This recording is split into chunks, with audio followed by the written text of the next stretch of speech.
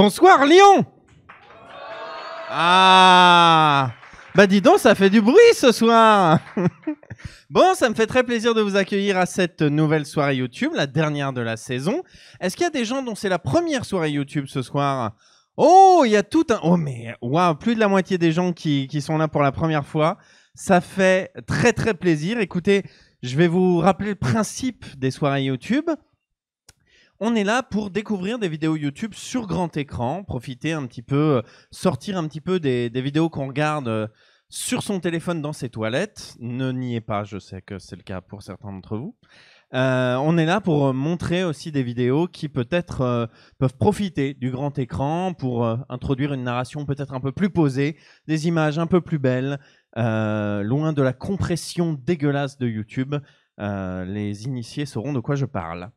Et puis évidemment, échanger en présence des vidéastes, poser des questions, discutailler, etc. Vous avez vu, il y a un espace bar tenu par des gens de qualité que je vous demande d'applaudir.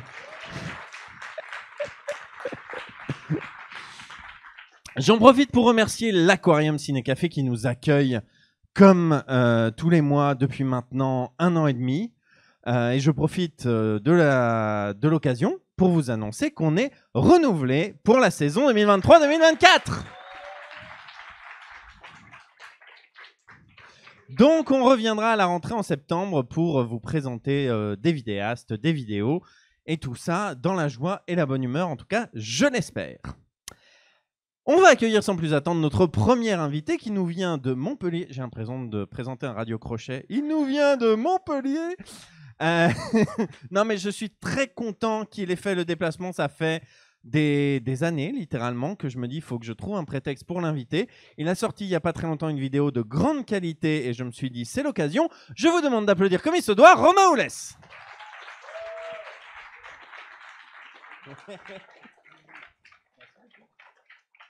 Hello, ça va bien? De Nîmes, pas Montpellier. De Nîmes? Et ouais, attention, c'est pire merde. que Paris Oh là et là, Marseille. je suis désolé, alors on la refait. Il nous vient de Nîmes. Bon, ça va bien? Oui, très très bien. Eh ben, écoute, je suis très très content de t'accueillir. Ça fait un moment que je cherchais un prétexte. Et là, tu nous proposes une bien jolie vidéo. Merci beaucoup. Qui, bizarrement, sort un petit peu des habitudes de ta chaîne. Est-ce que tu veux peut-être présenter ta chaîne pour ceux qui la découvrent ce soir? Oui, et ben du coup, je travaillais dans les effets spéciaux et du coup, j'ai lancé une chaîne YouTube pour parler des effets spéciaux, de mon métier et de l'histoire des effets spéciaux en général. Et là, malheureusement, fin d'activité très récente et du coup, je me suis dit, bah, la chaîne, je vais un peu parler de tout ce que j'aime. Je vais plus me focaliser que sur les effets spéciaux, mais le fil rouge, ce sera les monstres parce que du coup, c'est mon ADN et donc du coup, vous allez voir que j'aime ça, quoi. Tu as réalisé des vidéos sur La cogne à des yeux, sur Leatherface. Voilà, À vrai dire, je Leatherface. suis l'homme de l'ombre de YouTube. Oui, tout à fait. Tu as fait moult maquillage pour moult youtubeurs. Ouais, pour Jour du Grenier, Al236. Nexus 6 Non, pas Nexus. Non, pas Nexus 6. Non. Et donc, du coup, et d'autres. Et à côté de ça, je faisais ma chaîne YouTube. En effet, j'ai fait Leatherface, j'ai parlé de Life Force, L'Entre de la Folie et d'autres. Voilà. Ok, très bien. Et donc là, ce soir, c'est une vidéo sur un de tes voyages récents au Japon. Est-ce que tu veux l'introduire avant qu'on la diffuse? Ouais, et bah du coup, j'ai accompagné Benzaï Archeo Toys à Tokyo pour présenter un nouveau jouet qui est sorti, un Goldorak super cool qui envoie des missiles et tout. Et je me suis dit, bah, je vais en profiter d'être à Tokyo pour filmer sur mon temps libre pour ma chaîne. Et du coup, je voulais faire depuis des années une vidéo sur les kaiju, donc les monstres Godzilla, Ultraman, compagnie. Mais le truc, c'est que tout le monde a traité des kaiju en 10 ans de YouTube. Ça a été redire, expliquer, etc. Donc du coup, j'ai cherché une autre façon d'en parler. Et donc du coup, je me suis rapproché d'un fabricant de jouets et qui nous parle des Sofubi. Donc c'est des jouets de monstres en vinyle de kaiju. Ok. Eh bien écoutez, je vous propose qu'on regarde ça et qu'on en parle tout de suite après. Bonne projection. Merci.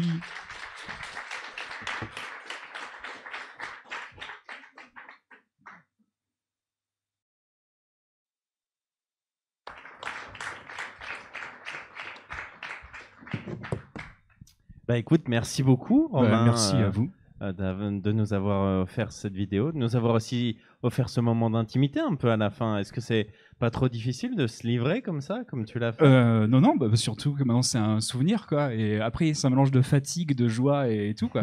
Mais c'était un truc de ma boule, quoi. Quand il dit prototype de Godzilla, machin et tout, j'ai fait ouais, ça pète sa mère. Et après, ouais, c'est. Mais après, tu vois, ça, en gros, ça image parfaitement bah, le reste de la vidéo. C'est un simple bout de plastique, un jouet. Bah, ça crée des émotions de ouf, quoi. Autant qu'un film, autant qu'un bouquin, etc. Donc c'est vrai que les jouets, comme c'est un truc de notre quotidien qu'on a depuis qu'on est enfant, tu vois, on a des jouets avant d'avoir des livres, avant de voir des films, et du coup on banalise ce bout de plastique alors qu'il a autant de valeur sentimentale qu'une grande œuvre. Oui, une belle il est peinture, porteur quoi. de sens au même titre qu'une autre œuvre culturelle, Ouais, quoi. de ouf. Mhm. On va prendre quelques questions du public. J'en profite pour dire que cette soirée exceptionnellement est streamée sur Twitch.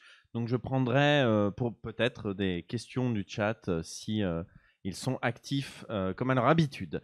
Est-ce qu'il y a d'ores et déjà des questions dans le public? Oui. Alors, j'ai oublié le micro. Donc tu vas poser ta question et je vais la répéter. Ah bah parfait. Eh ben attends. Hop. Pouf pouf, t'as rien vu? Un stream très préparé. Ça se voit. Hop. Vas-y. Allô, allô. Ouais. Oui, tu dis dans ta vidéo que vous pouvez trouver ces jouets dans des salles de jouets, mais c'est au Japon ou dans d'autres pays Alors, tu peux en trouver en France, tu as des boutiques qui en vendent, mais alors déjà que là-bas ça coûte très cher, alors en France ça coûte encore plus cher. En gros, pour ceux qui. La valeur du yen, 10 000 yens c'est 75 euros. Donc là, tu avais des produits à des fois 90 000 yens, 100 000 yens, donc du coup tu fais 9 fois 75 euros, donc c'est énorme, quoi. Donc on parle vraiment d'objets de luxe, et quand ça traverse les océans, là des fois ça multiplie le prix. Donc tu peux en trouver dans les boutiques en France, en général ce sont des boutiques très spécialisées, mais ouais ça, tu en trouves. Et d'ailleurs, comme il disait, au milieu des années 90, début 2000, il y a eu le boom du kaiju, du sofubi en France, et tu as des trucs qui sont super rares, comme le Shogun Godzilla, donc ça date des années 70, mais en gros maintenant il se trouve à des prix de dingue, et voilà. Est-ce qu'il y a d'autres questions? Ah oui, au fond, je vais demander de faire passer le micro. Merci. Salut, je Bonjour. voulais savoir comment tu fais pour modérer ton envie de collectionner toutes ces créatures, parce que je sais que moi c'est ce qui fait que j'ai lâché l'affaire sur beaucoup de produits quand j'étais jeune, c'est que ça me rendait dingue. Je supporte pas de pas obtenir ce que je voulais, ou j'étais très obsessionnel, et surtout aussi les abîmer. Même si je voulais en prendre soin, et puis c'est toujours par... En plus je vois que les emballages, comme tu as dit, c'était assez light. Ouais, c'est vrai. Donc comment tu arrives à gérer ça en toi? C'est une catastrophe. T'es maudit. Ouais, c'est abominable. Le truc, c'est que déjà, j'ai la collectionnite, donc dès que je vois quelque chose, je l'achète, quitte à ne pas manger du mois. Et en plus, maintenant, je bosse avec des marques de jouets. Donc là, j'étais avec cette marque-là. J'ai bossé maintenant aussi avec Hasbro et tout. Et en même temps, il y a les marques des fois qui m'envoient des cartons en disant tiens, tu testeras ça, machin et tout. Donc j'ai ma compagne qui devient ma boule, quoi. Donc là, ça devient vraiment grave. Il faut que je me soigne. Une autre question, c'est t'as une pièce dédiée à ça? Comment tu fais pour... Alors à l'époque, en gros, j'avais un atelier où je faisais mes effets spéciaux et j'avais amené mes jouets là-bas. Et en fin de compte, il y avait plus de jouets que d'effets spéciaux au début. Et là, le truc, c'est qu'en plus, j'avais un endroit pour cacher mes achats. Donc du coup, j'ai acheté par exemple toute une gamme d'Action Man en boîte des années 90. Donc j'en ai acheté une centaine et je l'ai pas dit à ma compagne. Et donc du coup, là, elle va découvrir dans notre nouvelle maison, du coup, que boum, surprise, voilà, si tu regardes ce live, j'ai 100 boîtes d'Action Man 9. Voilà.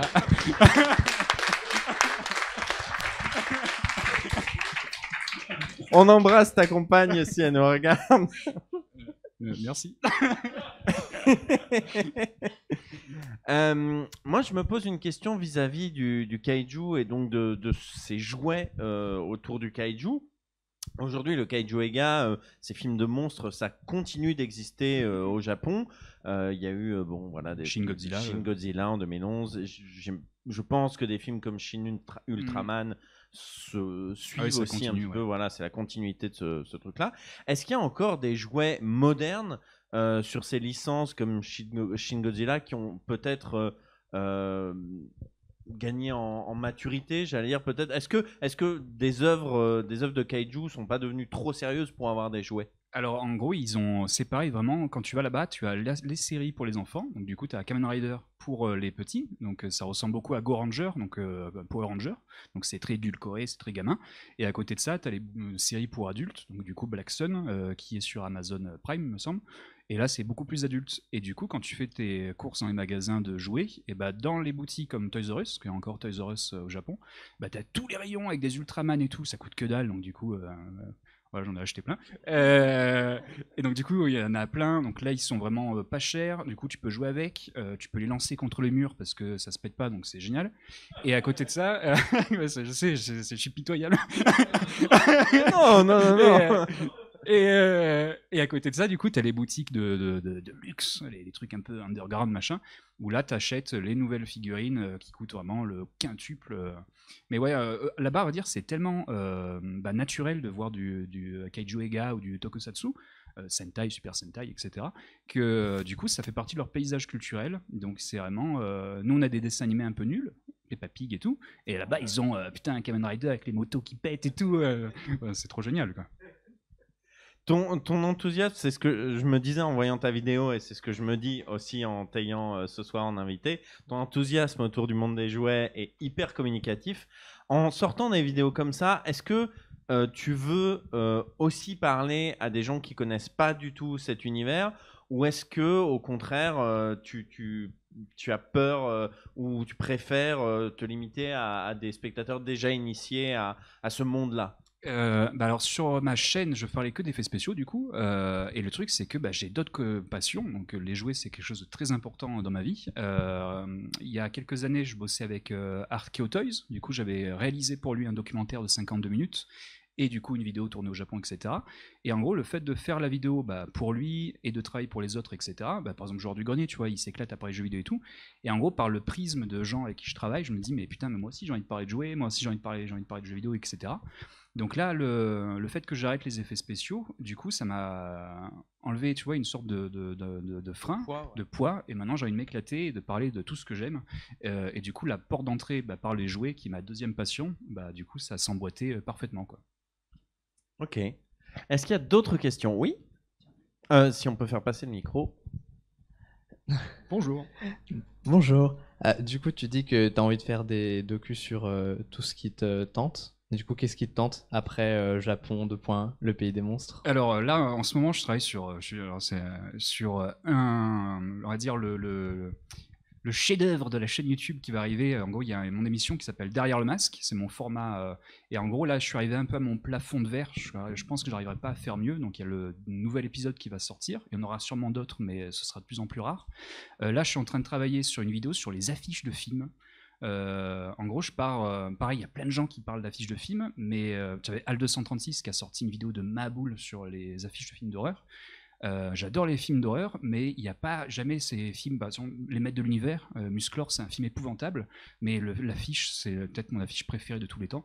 Donc du coup, ça va être un autre prisme de lecture, tu vois. C'est les affiches qui m'ont fait vibrer, et des fois qui m'ont fait vibrer pour des films nuls. Donc c'est rageant quand un film de merde a droit à c'est vraiment chiant.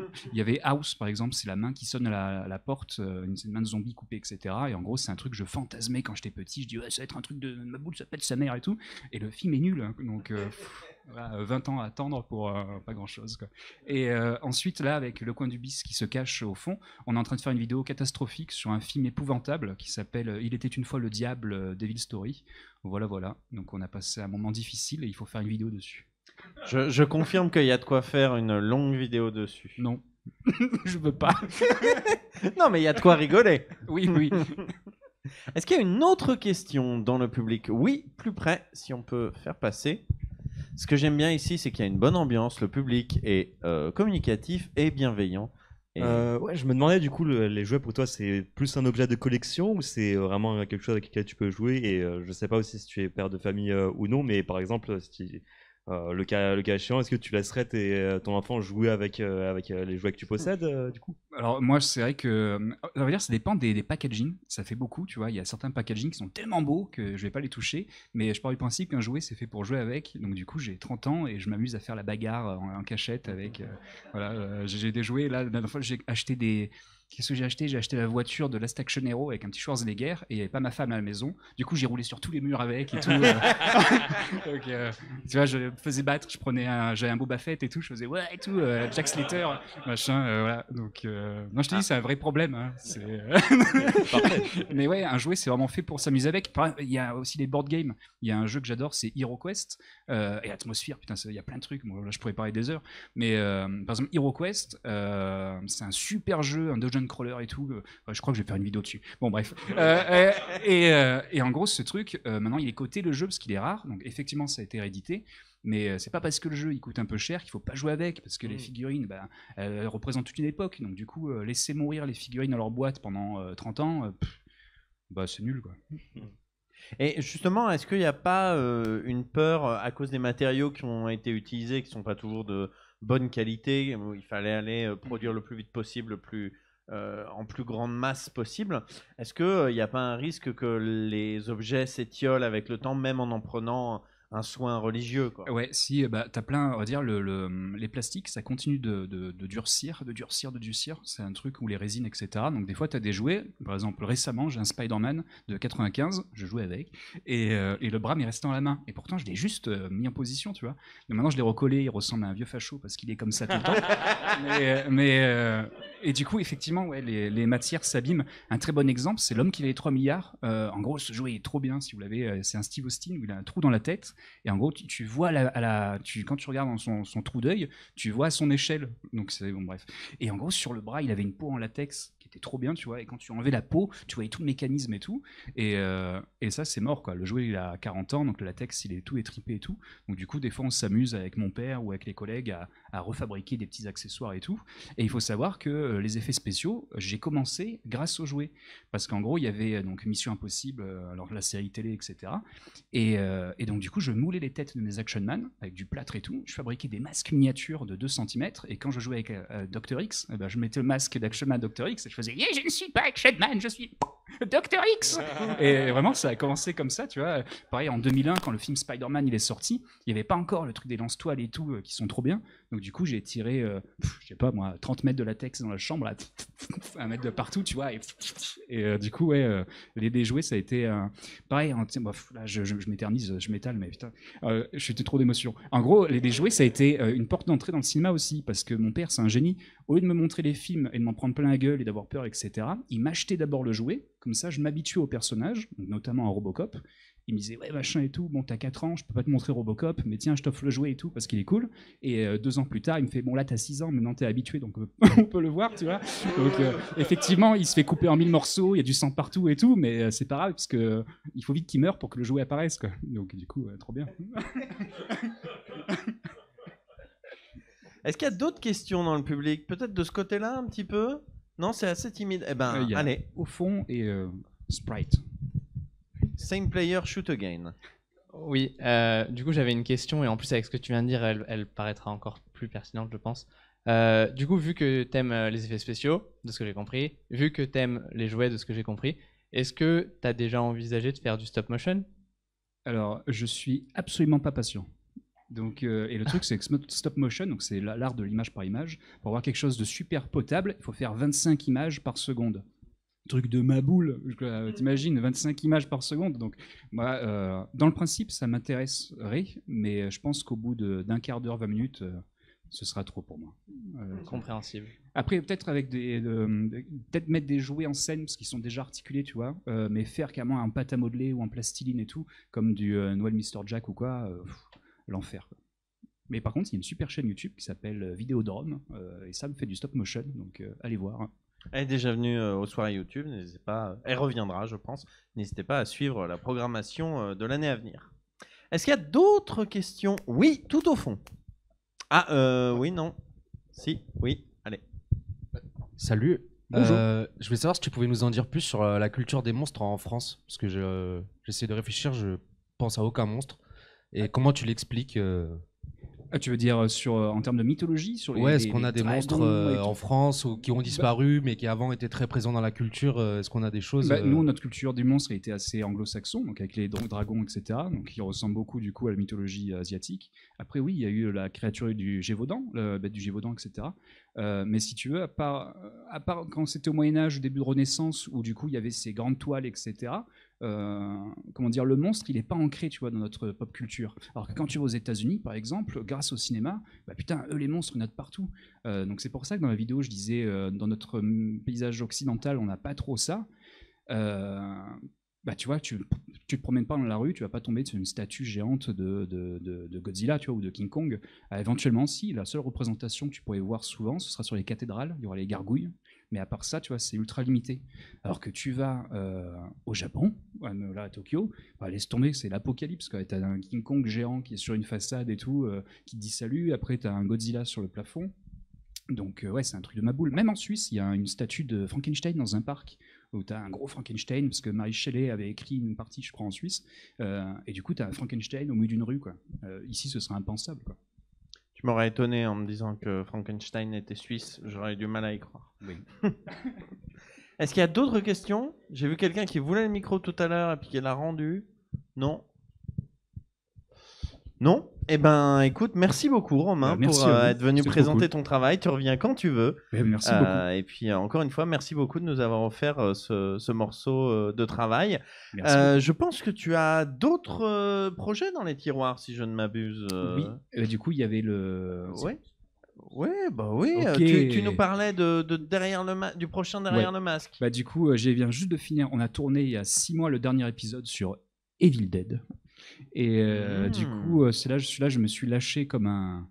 J'allais dire un gros mot. Je me suis bien lâché. Du coup, j'ai fait les effets spéciaux, les décors et tout. À l'écriture, eh ben, on a eu notre ami Fossoyeur de film qui m'a donné un coup de main. Et comme il a des mimiques de Bruce Campbell, eh ben, je l'ai appelé en disant mec, il faut que tu fasses Bruce Campbell. Et donc, du coup, là, j'ai mis très longtemps à faire la post-prod avec le mixage du son et tout. Parce que le son, comme dit François, c'est ultra important pour Evil Dead. Et donc, du coup, comme j'ai fini hier la bande-annonce, et ben, du coup, c'est le bon moment pour vous la montrer. Eh ben, écoutez, c'est une avant-première qu'il nous propose ce soir. Ce sera, je pense, pour très très bientôt. Ok. Bah, hâte de voir ça. Merci beaucoup, Merci à Romain, vous. pour cette petite avant-première.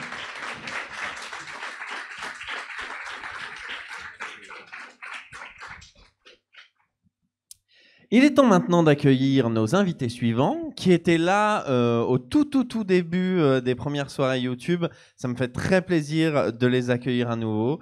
C'est d'autant plus chouette qu'aujourd'hui on est à Lyon et qu'ils vont nous parler justement de choses qui se sont produites à Lyon il y a fort longtemps. Je vous demande d'accueillir Clotilde et Lucas de l'équipe de Passé Sauvage.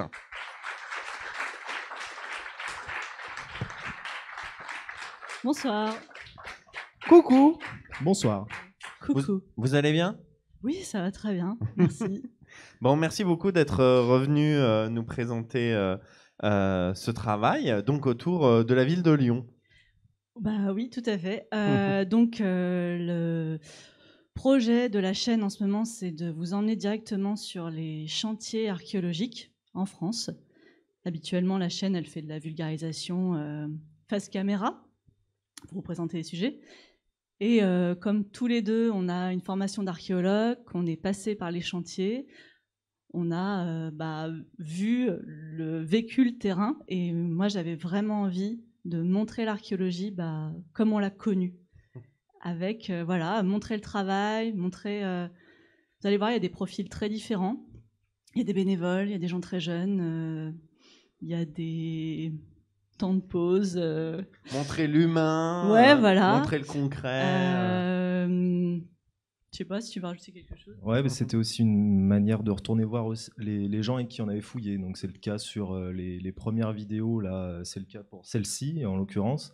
Donc c'était pour nous une manière de boucler un peu le travail. Donc là, il y a des séquences un peu de retrouvailles où on a plaisir à retourner voir, à retourner sur les lieux, à remettre un tout petit peu les pieds sur les chantiers. Donc pour nous, c'est hyper agréable. Et voilà, le projet, c'est ça continue, on en reparlera peut-être après. Mais... Oui, ça s'inscrit dans un projet plus grand qui s'appelle Mission Archéo, du coup. Ouais, la série s'appelle Mission Archéo. Là, il y a la saison 1 qui contient 7 épisodes, il n'y en a que 3 qui sont sortis, vous allez voir le 3e, qui a donc été tourné à Lyon sur une fouille qui a débuté il y a 2 ans. Et là, c'est la dernière année, et un des archéologues que vous allez voir dans le documentaire est avec nous, donc il pourra répondre à vos questions. Tout à fait, on a l'archéologue et le preneur de son de l'épisode qu'on peut applaudir également, qui pourront répondre à des questions tout à l'heure. Eh ben, je vous propose qu'on lance la vidéo et qu'on en reparle tout de suite après. Ça marche. Ça marche. Bon visionnage et à tout à l'heure. Pouf, pouf, personne n'a rien vu. Ouais, non, personne n'a rien vu. À tout à l'heure.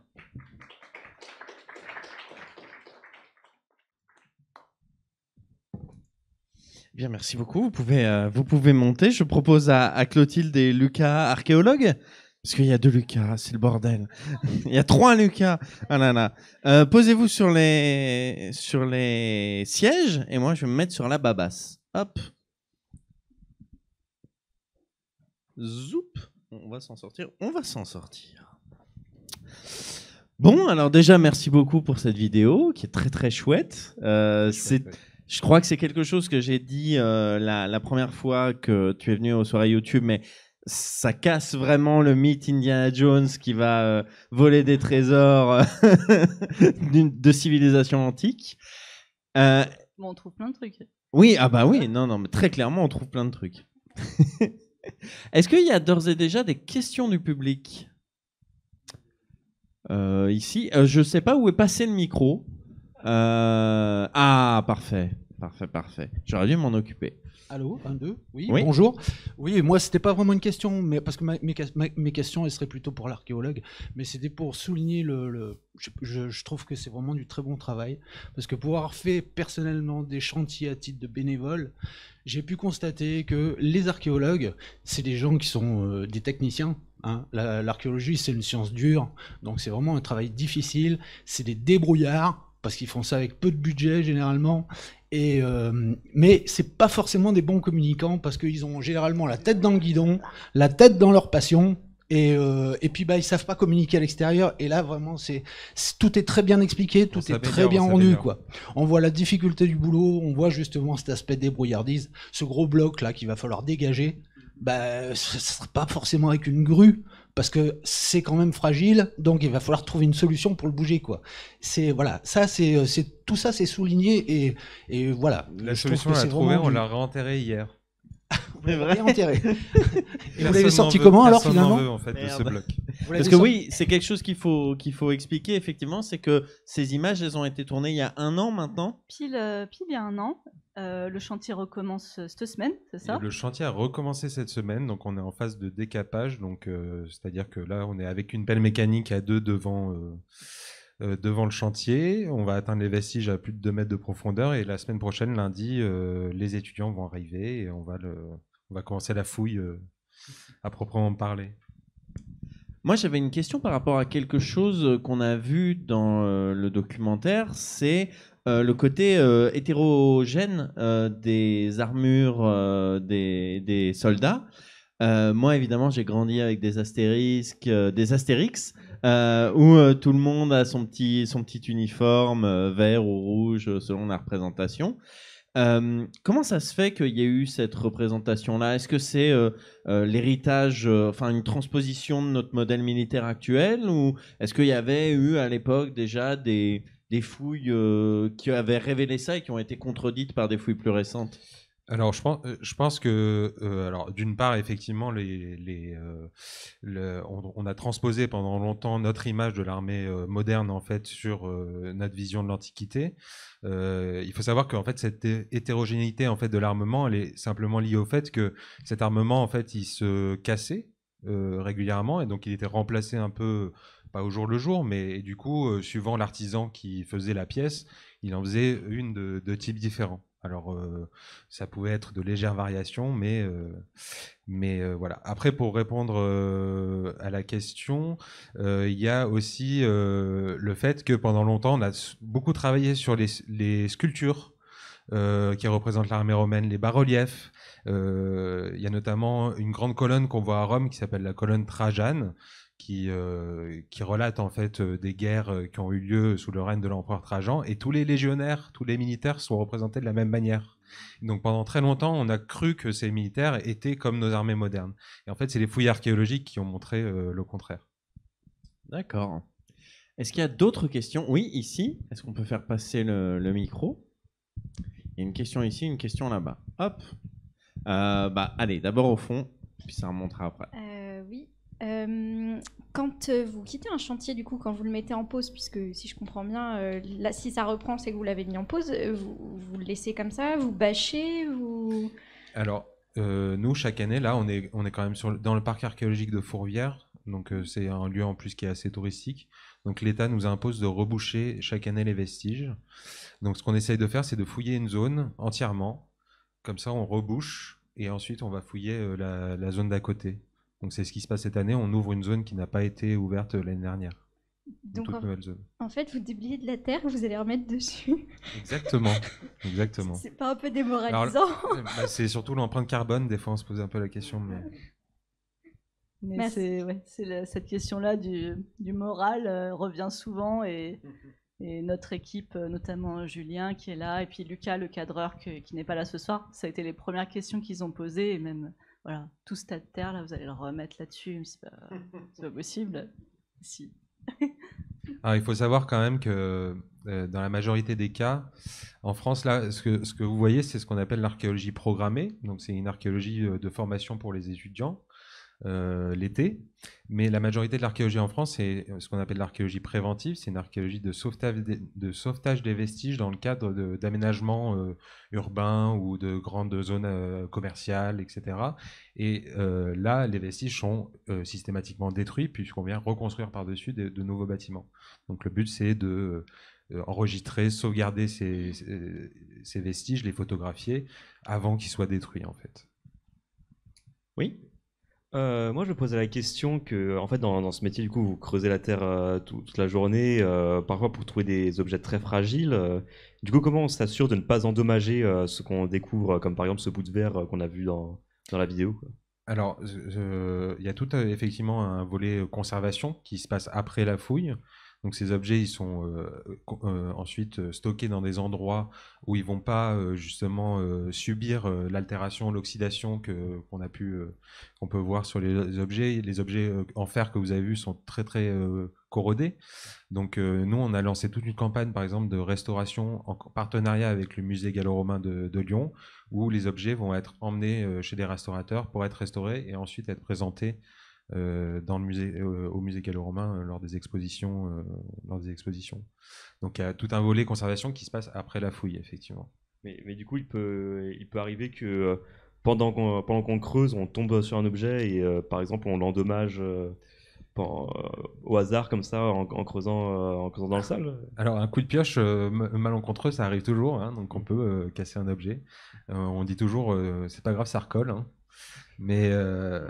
Mais sinon, oui, alors il y a des matériaux un peu plus sensibles, c'est les matériaux, on va dire, organiques, qui parfois, quand on va les découvrir, et ils vont quasiment se dégrader instantanément dans certaines conditions particulières, et là, on peut rien y faire.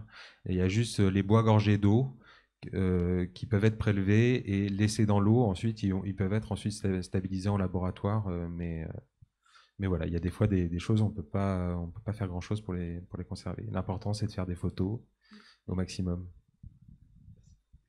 Moi, j'ai une question un peu pour toi, Clotilde.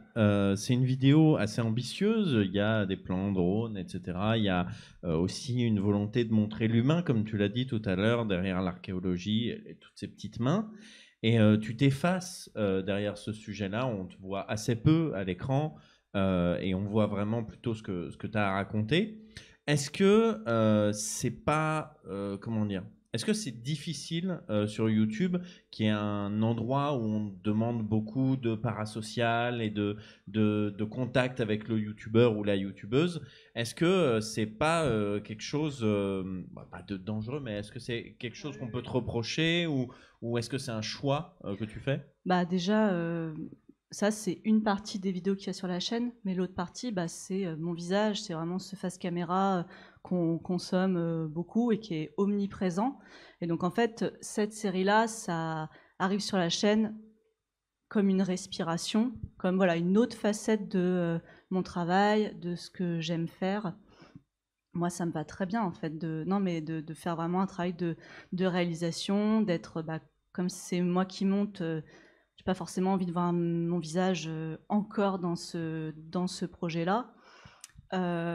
Et donc, non, c'est même plutôt... Voilà, c'est un équilibre. Je pense que évidemment, s'il n'y avait pas de face caméra sur la chaîne, ce serait bien différent le montage et j'aurais envie de montrer ma tête d'une autre façon. Ensuite, je pense qu'il y a une raison...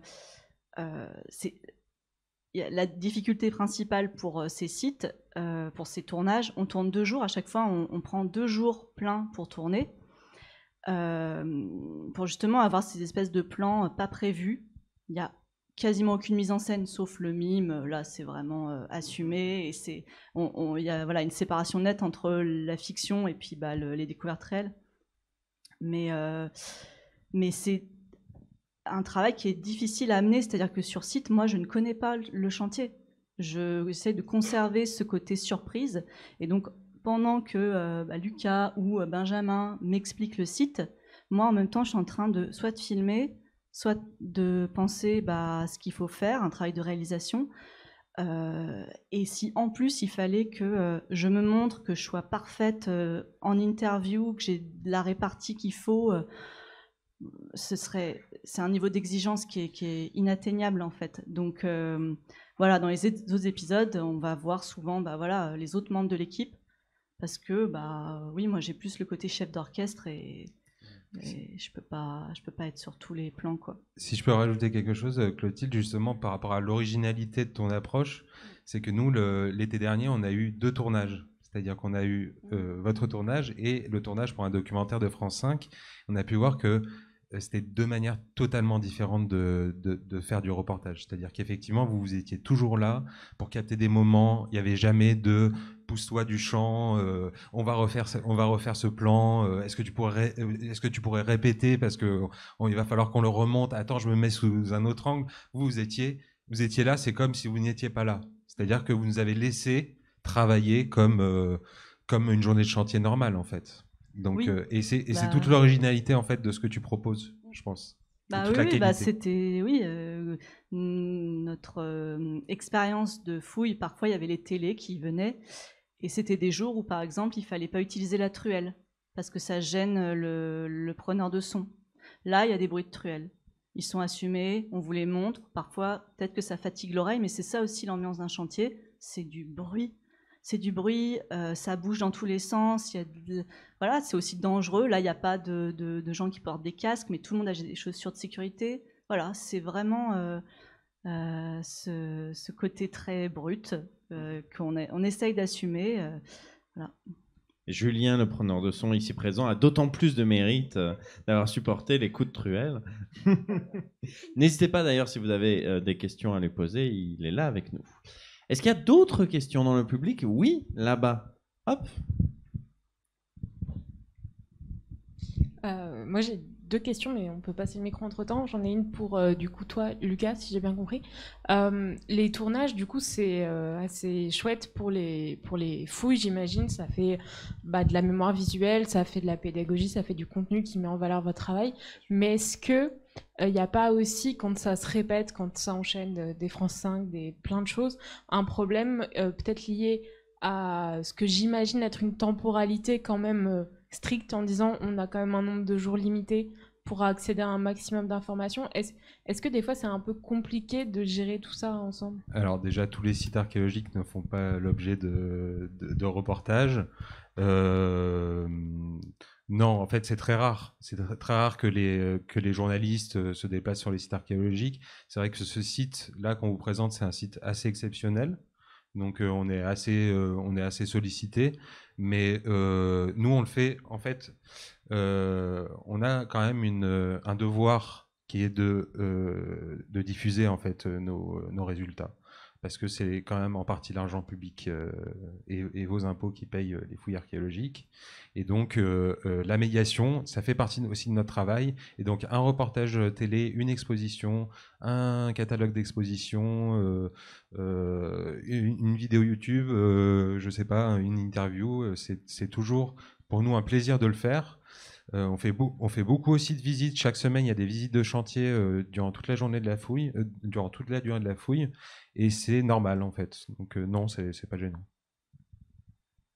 Tu avais une deuxième question On peut répartir la parole aussi. Non, j'ai trouvé ça chouette de voir autant de soutien sur la vidéo. Plutôt, du coup, une question pour Clotilde.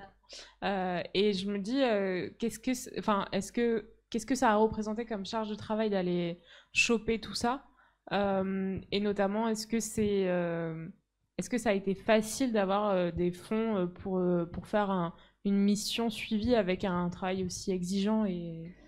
Tu mentionnes tous les partenaires qui apparaissent en générique de fin. Ouais. Alors c'est précisé avec l'EMAP Participation, donc on ne touche pas d'argent. En revanche, ils nous laissent tranquille. Ils nous laissent tranquille. Enfin, ils nous autorisent à venir parce que filmer sur un site archéologique, ça se paye à la journée si tu veux le dire. Et voilà, il y a des images qui viennent de l'équipe. On ne paye pas les droits de diffusion, c'est de la citation. Ces reportages-là, ils sont uniquement financés par le Centre national du cinéma, le CNC Talent, donc vraiment l'aide pour YouTube. Voilà. Donc ça, c'est une grosse différence avec ce que vous aviez fait pour Odyssée sauvage. Finalement, vous avez eu quand même des gros frais de tournage, non, de mémoire? Ouais. Ah oui. Bah là, c'était du site et les musées surtout. Les musées, voilà, ils ont un tarif fixe et... Oui, bah là, c'est la grande chance, mais c'est aussi parce qu'on a un réseau qui commence à dater un peu, mais de notre ancienne formation, où pour faire cette saison-là, bah oui, on a recontacté les gens avec qui on avait fouillé, ou nos anciens profs. Benjamin Clément était notre premier prof à Lucas et moi. Ouais. Donc voilà. Et, Est-ce qu'il y a d'autres questions? Oui, juste à côté, c'est pratique. Oui, alors moi j'aurais deux questions aussi, parce que ce micro ne quittera pas ce canapé, faut croire. J'ai une question archéo, une question pour Clotilde. Alors plutôt pour Lucas, c'est ça? Oui, moi je voulais savoir, donc c'était toi ou un autre archéologue qui parlait de Carthage et de Rome pour les ateliers monétaires? Oui. Je crois que c'était toi. Oui. Non, c'était Benjamin qui parlait de ça. Alors dans quelle mesure, déjà la cohorte urbaine, parce qu'il y en a une à Carthage et à Rome, elle est vraiment étroitement liée à l'atelier monétaire, c'est-à-dire peut-être pour acheminer les métaux, peut-être peut-être aussi ils sont partie prenante des alliages et de faire la monnaie, et ensuite est-ce qu'il y a d'autres chantiers à Lyon, parce que je crois pas que l'atelier monétaire on puisse le situer clairement à Lyon. Pas du tout, non. Ouais, ok, bon. Et voilà. Est-ce que vous avez éventuellement, je sais, bon, il y a des hypothèses de travail sur certains sites qui font un peu câbler tout le monde à Lyon, donc par exemple les arrêts de poissons, etc. machin. Oui. Supposément. Mais quel est le lien entre un atelier monétaire et la cohorte urbaine en fait? Qu'est-ce qu'ils font? Tout simplement, ils surveillent, parce que quand on frappe monnaie, en fait, il faut savoir que Lyon a frappé monnaie à partir du tout début du 1er siècle après Jésus-Christ, et c'était pour financer en fait les guerres qui avaient lieu du côté de l'Allemagne, du côté de la frontière du Rhin. Et donc il y avait toutes ces monnaies, des dizaines de milliers de monnaies qui étaient frappées à Lyon et qui ensuite partaient en direction du nord-est de la France et en direction de l'ouest de l'Allemagne. Donc il fallait surveiller ce monnayage, toute cette liquidité. Après, on ne sait pas très bien dans quel cadre ça se faisait, et il y a beaucoup de débats effectivement en ce moment entre les archéologues pour savoir à quel point du coup la cohorte urbaine était impliquée dans la frappe monétaire. Est-ce qu'elle l'était vraiment, et est-ce qu'elle avait juste un rôle de surveillance? Est-ce qu'il piquait dans la caisse quand les gens avaient le dos tourné? Je pense pas qu'il piquait dans la caisse parce que sinon ça devait mal se passer. Mais c'est encore des questions qui restent extrêmement ouvertes. En fait, le lien entre la cohorte urbaine et l'atelier monétaire, on le connaît par une seule inscription qui a été découverte à Vichy et qui dit ce légionnaire a été le gardien de l'atelier monétaire. Et c'est tout en fait. Donc voilà. Pour la Sinon, voilà, on se pose beaucoup de questions et l'atelier monétaire de Lyon, pour l'instant, est introuvable. On verra sûrement dans les années à venir, j'espère. Bah, on le souhaite en tout cas. Merci beaucoup, Lucas. Juste une dernière question pour Clotilde. Ouais, pardon. Marche, vous êtes sûr? Est-ce qu'on m'entend? Je ne sais pas. Oui, tu disais que tu ne sais pas forcément ce qui t'attend sur les sites. Et double question aussi pour ton Lucas aussi? Non. Julien qui est cadreur. C'est quoi votre dispositif quand vous arrivez dans un endroit que vous connaissez pas? Parce qu'il faut bien s'y mettre, donc c'est assez mystérieux. Vous avez une méthode, j'imagine? Bah, il faut briser la glace, hein. Voilà. Et l'équipe de tournage, donc le cadreur, moi et Clotilde, de temps en temps le Capacote, parce que bon, il est prof au quotidien. Et ben on n'a pas du gros matériel pour pas impressionner. Et puis c'est ce qui a été dit, c'est que de quoi? Oui, je suis très grand. Mais du coup, faut briser la glace, faut rigoler, faut faire des blagues. Enfin, pour ma part. Et puis, on commence avec les questions, pour ma part, basiques, parce qu'il faut savoir que Lucas Delévaux qui filme, et moi-même, on ne fait pas d'archéologie, on n'est pas archéologue. Moi, j'y connaissais absolument rien. Pour moi, c'était le pinceau sur l'os de dinosaure, voilà, l'archéologie. Et donc, du coup, par ces questions un peu débiles, ça permet d'entrer dans le sujet et de comprendre mieux ce qui se passe. Voilà. Je ne sais pas si j'ai répondu à la question. Pas tant, mais... Non, donc le dispositif, oui, il n'y a pas de dispositif, c'est-à-dire qu'on vient, on se présente, et on sait juste qu'on est là pour 2 jours, on ne sait pas vraiment comment ça va se passer, on sait juste où on dort, mais peut-être qu'on va être invité le soir à un barbecue, ou alors on va manger un pauvre sandwich de la boulangerie dernière qui ferme, voilà. Et elle ferme tôt cette boulangerie, franchement, c'est chiant. Pour y être allé, c'est des fois. Donc voilà, il n'y a pas de dispositif particulier, quoi. On sait juste qu'il faut faire des plans drone, des interviews et des plans de coupe. Tu veux peut-être rajouter quelque chose? Si, au niveau vraiment technique, le but pour moi, c'était quand même que, ce qu'a dit Lucas, on nous oublie, qu'on ne gêne pas. Donc ça veut dire que voilà, c'est caméra à l'épaule. On n'a pas de trépied, par exemple, ou alors c'est des caméras qui sont positionnées autour.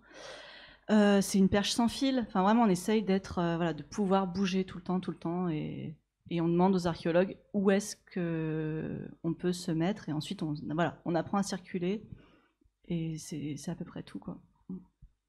Merci beaucoup à tous Merci les 4 d'être venus présenter cette vidéo. Merci encore, vous revenez quand vous voulez.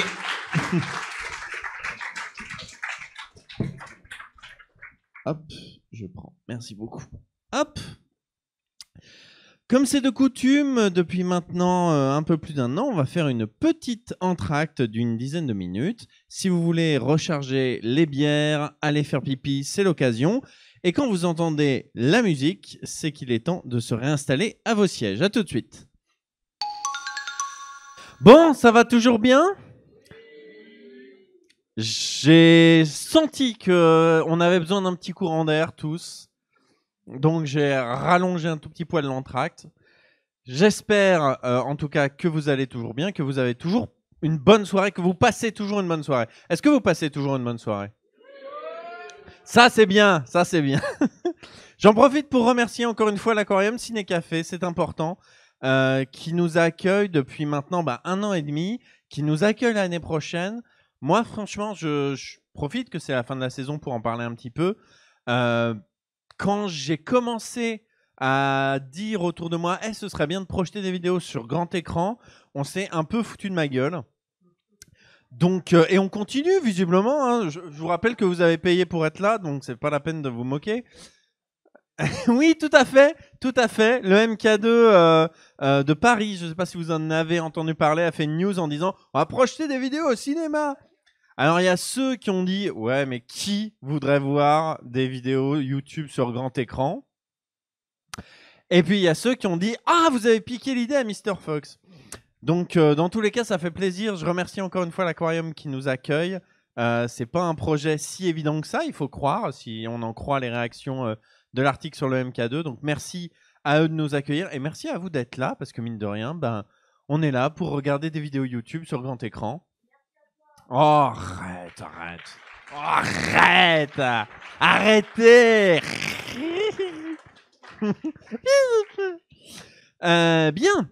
Il est temps d'accueillir notre dernier invité de la soirée. Dans ces soirées YouTube, depuis 1 an et demi maintenant, on a parlé de beaucoup de domaines culturels. On a parlé de cinéma, on a parlé de BD, on a parlé de jouets, on a parlé d'archéologie, on a parlé de tout un tas de domaines, mais on n'a pas parlé de rap. Et je suis très content puisque notre troisième invité en parle très bien. L'acronyme de sa chaîne, c'est LREM.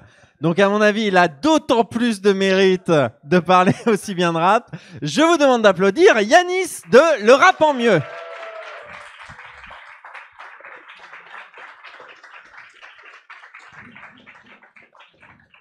Salut Yanis. Salut, bonjour à tous. Ça va bien? Ça va, merci, et toi? Ça va bien. Je kiffe ma soirée, de ouais, fou, incroyable le concept, j'adore. Bah, je écoute, pas, je suis extrêmement séduit. Ah bah écoute, ça fait plaisir. Arrête. Est-ce que tu veux présenter un petit peu ta chaîne pour ceux qui ne la connaissent pas? Oui, Le Rap en Mieux, du coup, c'est une chaîne que j'ai créée il y a... je vais fêter mes 3 ans, je crois, la semaine prochaine. Ça fait 3 ans et c'est une chaîne sur laquelle je parle de rap de manière pas forcément cousue, rap à l'ancienne, rap moderne, des sujets d'actualité, pas d'actu, des classiques, j'ai pas de ligne éditoriale précise. Oui, tu parles de tout. Ouais, c'est ça, et puis voilà. Ok. Bon, et du coup, aujourd'hui, tu nous parles d'un rappeur maudit. Quand je t'ai proposé quelle vidéo tu voulais projeter, il y avait des vidéos plus récentes, il y avait des vidéos en projet, et tu m'as dit, moi, j'aimerais bien projeter celle-là. Qu'est-ce qu'elle a de particulier, cette vidéo? Elle a de particulier que je crois qu'il y a eu un avant et un après cette vidéo, parce que, pour ceux qui connaissent pas, Joke / Atayaba, c'est un rappeur qui a eu énormément de succès à l'époque où j'étais au lycée. Donc vers 2014-2015, et carrière qui a explosé en plein vol pour les raisons que j'évoque dans la vidéo, et du coup ça m'a toujours marqué.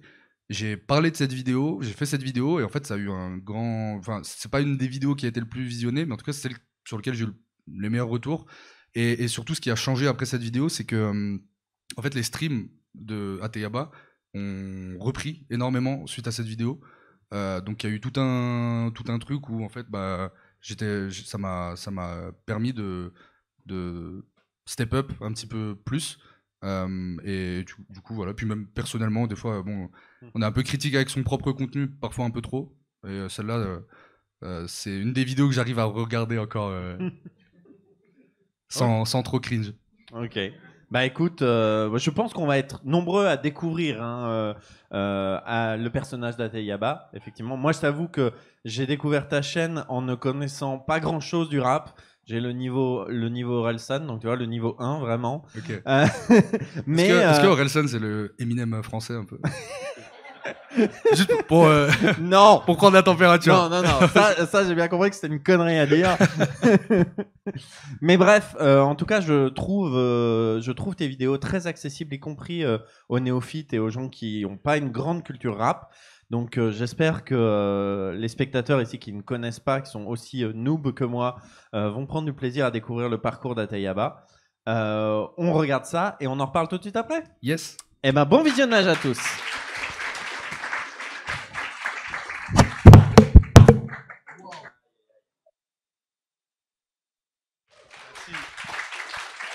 Bon, merci beaucoup Yanis pour cette vidéo, ça fait bien plaisir. Merci à toi, c'est une expérience assez... faut savoir que je suis un mec, comme mes potes, mes vrais potes, mettent la vidéo en soirée, je suis en mode non arrêtez les gars, j'arrive pas à regarder mes vidéos, et là genre j'ai dû faire un effort pour regarder la vidéo devant des gens que je ne connais pas, donc merci beaucoup. Et merci encore une fois à Mr. Fox pour je pense qu'on peut l'applaudir vraiment parce que c'est hyper... Oh non, c'est bon. Oh là là. C'est vraiment stylé ce que tu fais, donc merci à toi. Bah ravi que l'expérience t'ait plu. Est-ce qu'il y a d'ores et déjà des questions dans le public? Oui. Ah. Non, pas du tout. Si, c'est bon.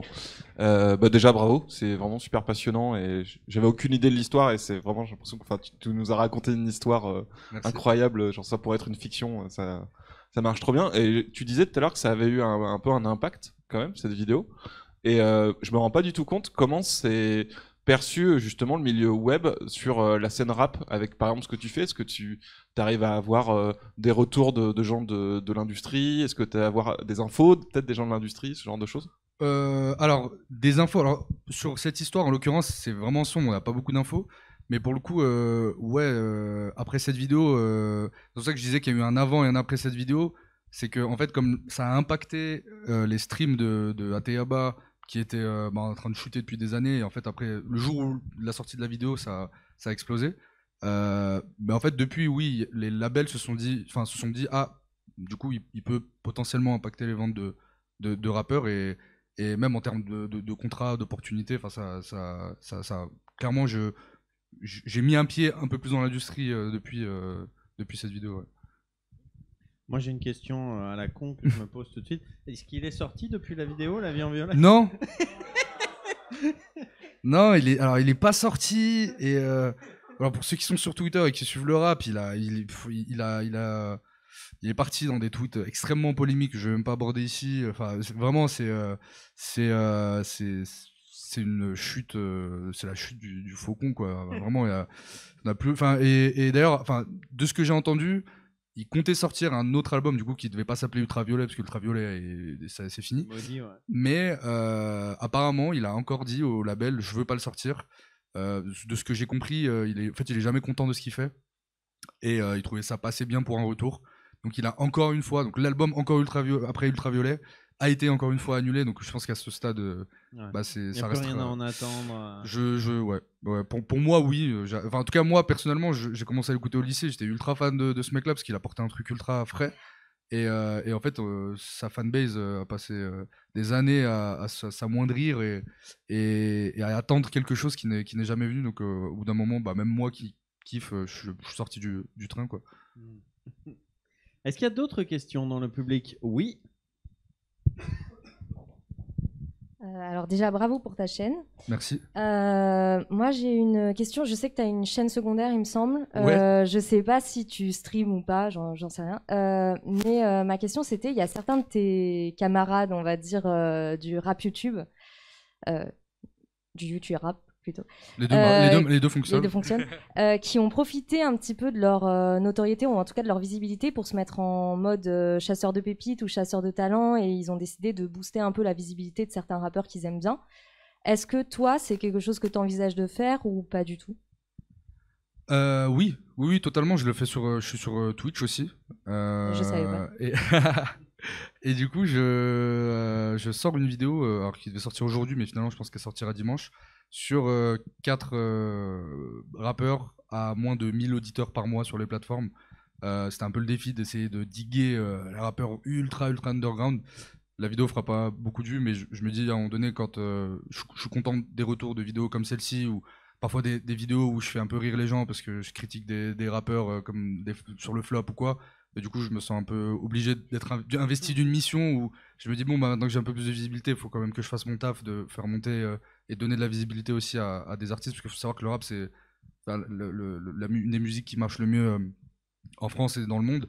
Et il y a énormément de concurrence, il y a énormément d'artistes qui proposent des trucs ultra élaborés, super bien, super originaux, etc. Et qui ont pas du tout la visibilité qu'ils méritent. Donc oui, pour le coup, oui, c'est totalement. Enfin, j'estime en tout cas, même pas pour parler de moi, mais en général, parce que tu parlais aussi des autres collègues youtubeurs rap. Je pense aussi c'est un peu aussi notre taf, et je pense que c'est important de le faire aussi. Moi, la vision que j'ai de la scène rap actuelle avec les youtubeurs rap que je suis, c'est aussi une scène où finalement aujourd'hui les maisons de disques et les grands labels ont moins d'influence que le bouche à oreille du web, etc. est-ce que tu me le confirmes ou est-ce que je suis complètement à côté de la Non, plaque? totalement. Et est-ce que tu penses que c'est quelque chose qui est propre au milieu du rap ou est-ce que c'est quelque chose que tu observes aussi peut-être dans d'autres domaines musicaux C'est quoi la question? Pardon. Est-ce que tu penses que c'est un truc propre au rap, pardon, d'avoir à ce point une influence du web pour découvrir des nouveaux talents et pour ne pas faire le jeu des gros labels, quoi? Oui, je pense que oui. D'une part parce que je pense que c'est le genre musical qui a la moyenne d'âge la plus basse, je pense. À mon avis, l'auditeur de rap moyen, c'est quand même autour. Enfin, aujourd'hui, il y a une multitude de propositions dans le rap qui fait que on peut aller au concert d'IAM. Moi, je me suis senti ultra. Enfin, il y avait que des mecs de 50 ans au concert d'IAM et d'NTM. Et puis des fois, je vais à des concerts de. Enfin, on peut aller au concert de Lafèvre, qui est un des artistes émergents. Et moi, je me suis senti vieux. Donc aujourd'hui, le rap, ça couvre quand même beaucoup de générations, aussi beaucoup de classes sociales, c'est plus comme avant. Et du coup, oui, je pense que quand même la moyenne d'âge fait que c'est des jeunes du coup qui passent beaucoup de temps sur Internet, qui sont présents sur les réseaux sociaux. Et aussi, je pense que quand on est jeune, on s'identifie beaucoup plus à des artistes. Moi, je le sens, je commence à prendre de l'âge, j'ai de plus en plus de recul sur les artistes, alors que quand on a 17, 18, 19, les artistes, ils nous font rêver, quoi. Et je pense que oui, c'est peut-être un peu plus propre au rap, ce truc-là. Et puis, il y a aussi l'essor d'Internet qui a parfaitement épousé la courbe de succès du rap, je pense. À la fin des années 2000 avec les plateformes, etc. Donc les deux se sont bien trouvés, le web et le rap se sont ouais, bien clairement. trouvés. Et puis même sur le YouTube, alors moi pour le coup ma chaîne c'est YouTube Rap, donc c'est presque niché entre guillemets, mais c'est vrai qu'on voit même à l'époque des grands youtubeurs, j'allais dire un nom qu'il faut plus citer, mais je sais pas, Cyprien, voilà, qui a un... Pardon. Non mais enfin, même lui pour le coup avait fait, enfin voilà, oui, le rap était le genre représenté par quelqu'un qui voulait faire c'était ça, ouais. Et puis il y avait ce truc là aussi de quand t'étais youtubeur dans les années 2010-2011, il y avait aussi ce storytelling de dire c'est un mec qui est personne et qui est dans sa chambre et qui prend une caméra bas de gamme et qui arrive à avoir du succès. Et en fait le rap, ça reste un art mineur entre guillemets et pas un art majeur qui fait que en fait c'est ultra accessible. T'as pas besoin de connaître le solfège ou t'as pas besoin d'être initié au rap en fait pour faire du rap. Et du coup c'est un peu le même storytelling de l'artiste. Ouais, c'est ça, voilà, c'est vraiment à partir de 2010, vraiment on pouvait pour 200 balles créer des maquettes d'albums, t'acheter un micro pour 100 balles, une carte son. Et puis si tu voulais faire des visuels cool, t'achetais une petite caméra où t'avais toujours un pote à toi dans ton quartier ou dans ton collège ou ton lycée qui avait une caméra et qui te filmait. Et si t'étais bon, en fait, ça prenait. Là où peut-être dans d'autres styles, ça demande un peu plus d'initiation par rapport à la musique, quoi. Est-ce qu'il y a d'autres questions dans le public? Oui, là-bas. Alors, on m'entend? Ouais, ok. Au vu de l'impact que ta vidéo a pu avoir sur les streams d'Ateyaba, et connaissant un peu le personnage qui est quand même plutôt discret à la base, hein, pas depuis son arc Twitter, est-ce qu'il a vu la vidéo? Est-ce que tu as eu un retour de sa part? Alors j'ai pas eu de retour de sa part, je pense qu'il l'a vu. Je pense que quand tu vois d'un coup tes streams reprendre, tu te demandes pourquoi. Mais j'ai eu un de ses anciens beatmakers qui travaille avec Oumar Digno, qui m'a envoyé un message et qui m'a dit vu et validé. Il m'a dit un truc comme ça. Donc l'équipe, en tout cas l'ancienne équipe a validé. Ouais, mais en tout cas Ateyaba c'est un personnage assez mystique. Enfin je sais pas, il frôle parfois un peu la folie. Donc non, il s'est pas exprimé là-dessus, même en privé, mais voilà, je l'ai pas fait. Puis après en général les artistes ont beaucoup d'ego aussi, donc je parle quand même dans la vidéo de quelques défauts. Je parle de ses sorties sur Twitter mégalo, un peu merdique, faut le dire. Donc en général les rappeurs, quand il y a tu peux passer 99,9% de ta vidéo à dire des trucs cool. Si tu dis un petit truc qu'ils veulent pas, ils font comme si la vidéo n'existait pas. Mais c'est très bien. Enfin, je fais pas les vidéos pour les rappeurs, je fais les vidéos pour les gens. Donc voilà. Et du coup, ça me vient une question. Est-ce que tu conçois tes vidéos vraiment pour les gens qui connaissent déjà le milieu du rap, ou est-ce que ça peut être une porte ouverte pour des nouveaux venus? Les deux. Quand je fais des vidéos, je sais d'avance. En fait, c'est curieux parce que des fois, je me trompe. Pour le coup, pour moi, cette vidéo-là, c'est vraiment pour les gens qui écoutent du rap depuis longtemps, qui connaissent Atayaba, etc. Et je me suis retrouvé avec plein de gens. Déjà, vu que les streams m'ont pris, il y a plein de gens qui m'ont dit ouais, merci, j'ai découvert grâce à toi. Donc c'était cool. Et il y a même, je me souviens d'un mec qui m'a dit, mec, depuis ta vidéo, mon père est fan de Atayaba. Et je lui dis, mais il a quel âge ton père? Il me dit, il a, je crois, 50 ans. Et je dis, mais c'est trop drôle, c'est tellement pas, enfin, c'est pas IAM non plus, quoi. C'est c'est pas forcément accessible, je pense, quand on a un certain âge. Et voilà, du coup, oui, j'essaye d'alterner entre sujets de niche, sujets du moment. Bah là, il y a Nouvelle École, donc je fais du contenu dessus parce que ça c'est le sujet un peu chaud du moment. Et j'essaie aussi des fois de faire des vidéos accessibles pour les gens qui connaissent pas ou connaissent de loin le rap. Ouais. J'essaie de mixer un peu. Après, en l'occurrence, à titre personnel, effectivement, il y a beaucoup de références que tu cites que je ne connais pas. Mais je trouve que ça n'empêche pas la compréhension de l'histoire d'Atayaba, de ce qu'il a raconté, du personnage dont tu parlais. Donc, pour moi, effectivement, de ce que j'avais vu de la vidéo, je me suis un peu conservé pour la découvrir sur grand écran. Mais ça me paraît parfaitement accessible aux néophytes. C'est même pas, pour le coup, sur cette vidéo, c'était même pas volontaire du tout, quoi. Et du coup, quand on me fait des retours comme ça, je me dis que c'est cool, parce que même sans... Bon, ça fait genre sans faire exprès, je suis trop fort, non, mais c'est pas ce que je veux dire. Non, mais même sans faire attention à ça, ça reste quand même assez accessible. Et je trouve que c'est quand même intéressant que même quand sur YouTube, quand on fait un sujet particulier ou qu'on est spécialisé dans un sujet en particulier, c'est toujours important quand même de faire monter des gens dans le bateau aussi qui n'ont pas forcément une culture solide. Et je pense que c'est ce que les gens ils kiffent aussi. Est-ce qu'il y a d'autres questions? La jeune fille au fond, et puis ensuite ce sera le jeune homme au fond. Ah, c'est toi qui as le micro? Oh, comment tu te la racontes? Bon, bah vas-y alors. Vas-y, fais ton intéressant. Pardon. Alors déjà, bravo pour la vidéo. Merci. Vraiment, elle était très qualitative. Et on voit du coup que le sujet de Joke te passionne vraiment. Mais est-ce que tu penses qu'il est vraiment maudit et que c'est un enchaînement de mauvaises chances? Ou est-ce qu'il s'est pas un peu auto-saboté comme Alpha One pouvait le faire avant encore maintenant? Si, oui, totalement. J'en parle, la sortie d'Ateyaba avec l'histoire du sample qui a fait retirer oui, ça c'est pour le coup c'était un peu de sa faute. Enfin, si, en fait tout est de sa faute clairement.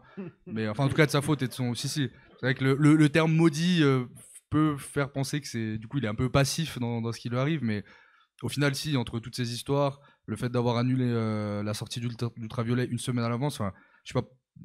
Tu parlais d'Orelsan tout à l'heure. Pour ceux qui ont regardé le documentaire d'Orelsan, on vend à un label un album, c'est daté, préparé à l'avance. C'est lunaire d'annuler un album une semaine pour le label, c'est catastrophique, quoi.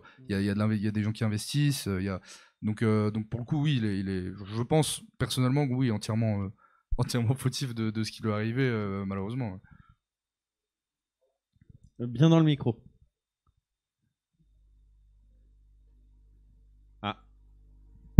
Si. C'est bon. Et du coup, tu penses que c'est un dégoût du milieu qui l'a fait s'auto-saboter, ou c'est juste justement avec ces écarts qu'il fait sur Twitter, est-ce qu'il a un peu un problème un peu psychologique qui l'a amené à faire ça? Je suis pas apte à donner des diagnostics psychiatriques, donc mais oui, parfois ça peut s'apparenter à ça, ou en tout cas à un artiste torturé, je sais pas. J'en parle au début de la vidéo, il a peut-être pas eu une enfance, enfin bon, on va faire de la psychologie de comptoir, mais oui, on sent quand même un personnage qui est très torturé, et à côté de ça, c'était quoi la question juste avant, enfin ce que tu m'as dit? Non, en fait je disais, est-ce que tu penses qu'il s'est auto-saboté parce qu'il était un peu dégoûté de ce milieu? Oui, voilà, concernant le milieu, j'ai pas forcément d'informations là-dessus. En vrai, il avait une bonne équipe, Oumar et GoldenEye, c'est quand même des gens qui sont bien réputés dans l'industrie. J'ai pas eu vent que ça se passait mal, et puis après oui, si, il a sûrement eu des petites altercations. Il a eu une altercation avec Booba, il y a eu quelques petits soucis. Après, de là à dire qu'il était dégoûté de l'industrie, je saurais pas dire, mais en tout cas il avait sa revanche à prendre après son premier album, ouais. Du coup, la jeune fille à côté. J'ai vu qu'il y avait Richie au début de ta vidéo, et du coup je voulais savoir, et j'ai vu qu'il y avait Mario Ruby qui avait réalisé Je voulais savoir ton regard sur la scène de rap lyonnaise.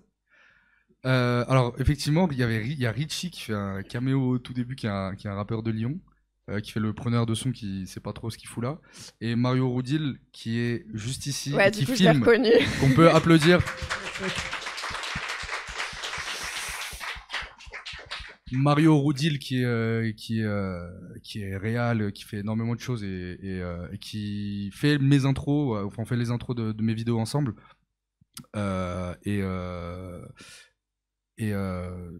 J'ai des trous de mémoire de fou malade. Ah oui, Richie et la scène lyonnaise. Oui, du coup, alors ce que je pense de la scène lyonnaise, c'est que ça va bien. Je suis censé être professionnel. C'est bien. Non, la scène lyonnaise, je trouve il y a du mieux parce que Lyon, je voulais carrément faire une vidéo sur la ville de Lyon et le rap. Parce que je trouve que Lyon, c'est vraiment, en termes de rap, la ville oubliée de l'histoire du rap français. Même en mainstream, voilà, Marseille, c'est historique en termes de rap.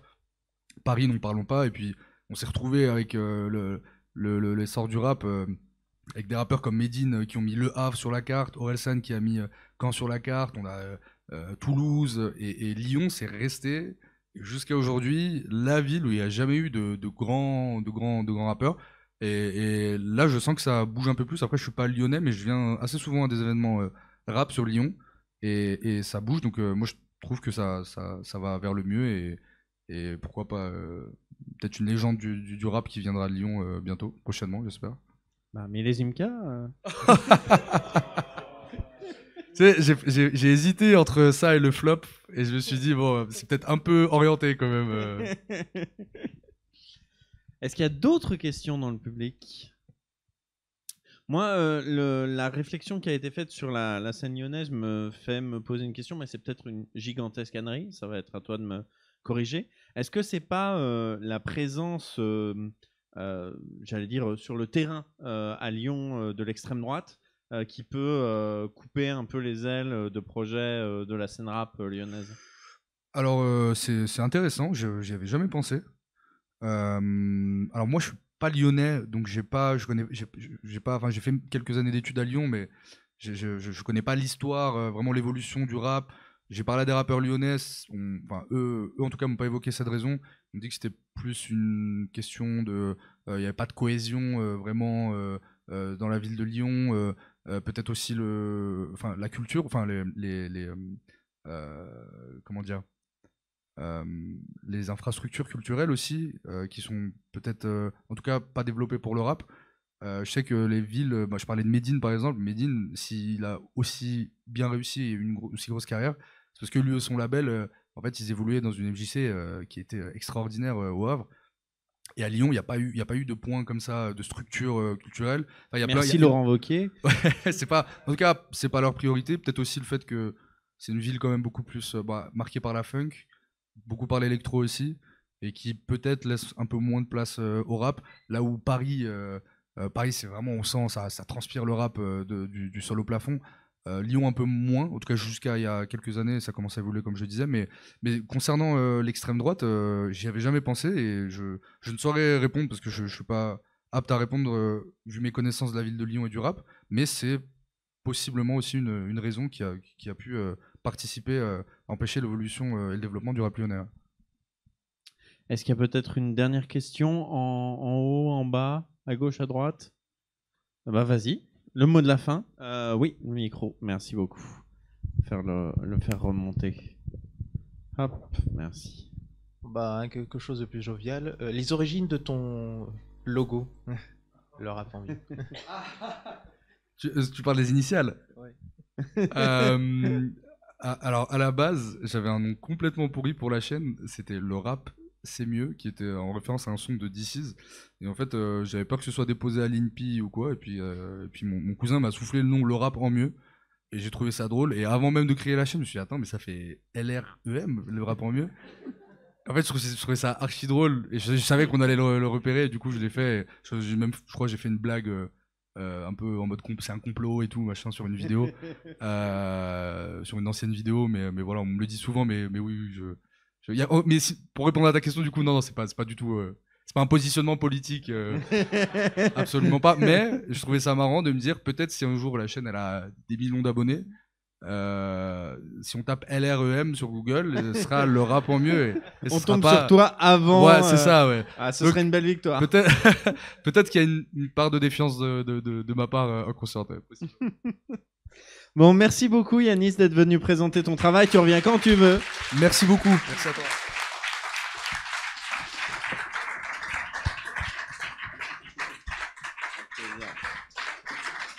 Eh bien écoutez, c'est là-dessus que se termine la dernière soirée YouTube de la saison. J'espère que vous serez là pour la saison suivante. Je donnerai toutes les dates sur mon Twitter, mais ça va rester le premier vendredi de chaque mois. Et on commencera donc a priori le 8 septembre. 1er septembre, il y a déjà un truc prévu, mais le 8 septembre. Et ensuite, ce sera les premiers vendredis de chaque mois. Je vous souhaite une bonne soirée. Et comme de coutume, on boit un coup.